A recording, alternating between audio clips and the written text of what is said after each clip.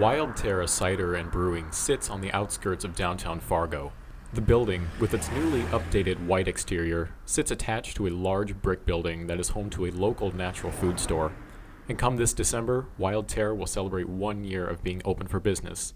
The building itself isn't flashy. With just a small sign on their door, you could almost drive right by without noticing it.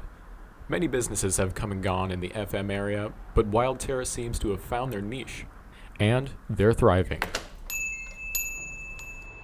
As you walk in the front door, you're instantly greeted by a rustic but homey atmosphere, from the repurposed wood floors to the exposed wood beam ceiling.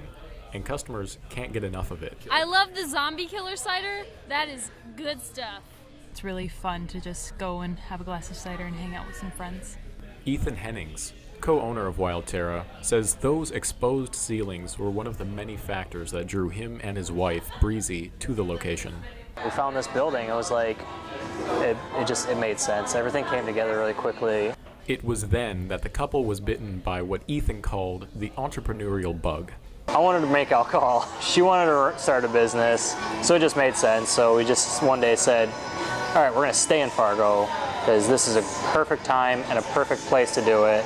Ethan and Breezy wear several different hats in regards to their business. Ethan is the head cider maker and master of construction, while Breezy is the president of the company, as well as the head kombucha brewer. Kombucha, if you didn't know already, is a drink that's made from a mushroom-like growth, along with black or green tea that becomes fermented over time. Ethan, being the head of construction, did much of the construction work single-handedly.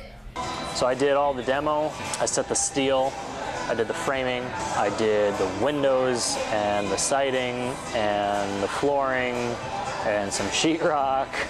Which was no easy task.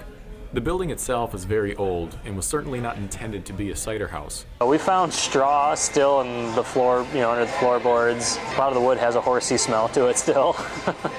While the exact origin isn't fully known, it's believed to be at least from the late 1800s. I actually, during the demolition process, found a farm contract in the walls from 1904. It wasn't until December of 2017 that Wild Terra would open its doors and offer the Fargo area a unique drink they may have never tried before.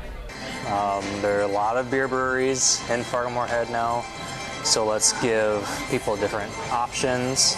But it's not all about serving ciders. It's also about education. A lot of people are confused by cider. They think it's a beer, and it's not. It's completely different.